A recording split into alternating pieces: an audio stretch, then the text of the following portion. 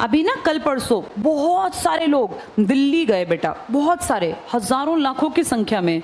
वो सब कह रहे थे हम इकट्ठे हो रहे हैं ओपीएस के लिए। ओपीएस का मतलब ओल्ड पेंशन स्कीम।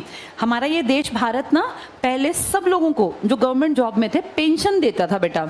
जो आदमी रिटायर हो गया 60 ईयर्स के बाद, उसको जब तक वो जिंदा रहेगा एक मिनिमम अमाउंट, जैसे 15,000, 20,000, 25,000, ताकि वो बेचारा अपनी जिंदगी जी सके।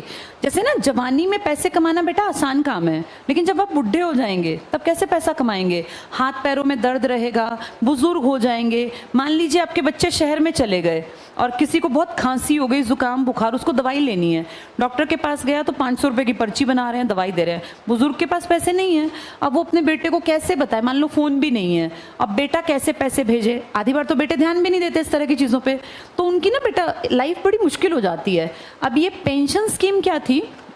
आपने देश के लिए काम किया, देश के लिए 40 साल, 20 साल, 30 साल, तो सरकार ने कहा आप चिंता मत करो, जिस दिन तक आप जिंदा रहोगे आपको हम पैसे देंगे, और अगर आप मर गए तो भी चिंता मत करना, आपकी पत्नी को भी हम पैसे देंगे, बच्चों को नहीं देंगे, बच्चे कमाएं खाएं, लेकिन बुजुर्ग आदमी को और उसकी वाइफ को, वाइफ ने तो नौकरी नहीं की लेकिन वाइफ को भी तनख्वाह ये पेंशन देती थी बेटा। 2006 में क्या हुआ, जब तुम लोग पैदा हुए थे, बहुत छोटे थे या शायद नहीं हुए थे, सरकार ने नया नियम बनाया और कहा ये पेंशन हम नहीं देंगे, पेंशन बिना बात बुढ़ों को हमें बिना बात इतने पैसे बांटने पड़ते हैं।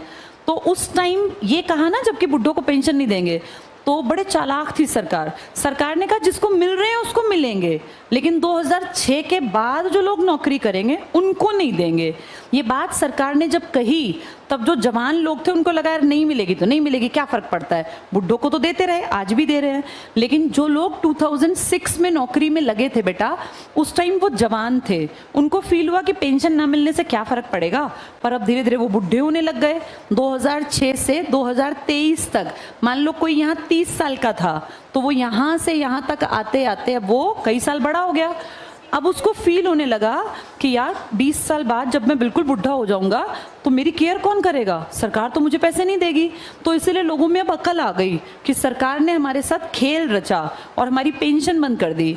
तो इसलिए ना अब जो लोग 30, 40, 50 के हैं, 40 तक के, वो सब इकट्ठे हो रहे हैं देश में, और दिल्ली में बहुत बड़े लेवल पे इकट्ठे हुए और वो कह रहे हैं ओल्ड पेंशन स्कीम लागू करो, ये सरकार की गलत पॉलिसी है। अच्छा एक चीज और सुनो, सरकार कितनी चालाक है, उनकी तो पेंशन बंद कर दी, लेकिन जो हमारे एमएलए और एमपी जो बुढ़े ही बनते हैं, जवानों को बनने नहीं देते, अपनी पेंशन चला रखी है। पता क्या बोले, हमारी पेंशन चलती रहेगी, बस तुम लोगों की बंद होगी जो तुम लोग जनरल पब्लिक हो। ये ठीक है या गलत है? पहली गलती तो ये तुम हमसे अलग क्यों हो। दूसरी गलती बेटा, पेंशन हम लोगों को मिलती थी एक, जिसने नौकरी की ना पूरी जिंदगी उसको सिर्फ एक पेंशन मिलेगी, 20,000, 25,000, 30,000। ये जो एमएलए एमपी है ना, इनको बेटा एक बार एक दिन के लिए बन गए ना तो पेंशन हो गई। कितने मजे हैं इन लोगों के, एक तो मोटी पेंशन, ऊपर से बार बार। और ये कितने हैं, एक बार जो बनते हैं वो 543 बनते हैं, सिर्फ अकेली कहाँ, लोकसभा। फिर ऐसे ही बेटा 245 कहाँ बनते हैं, राज्यसभा, और हर स्टेट में बनते हैं अलग अलग। जैसे हरियाणा में 70, ये 90, दिल्ली में 70, यूपी में 403। तो सबको लाखों लाखों लाखों रुपए मिलते जाते हैं। अब ये सही है या गलत है? गलत है। हाँ बस ठीक है, तो इतनी बात समझ में आ गई बेटा। चलो इसको आगे कंटिन्यू करेंगे कल।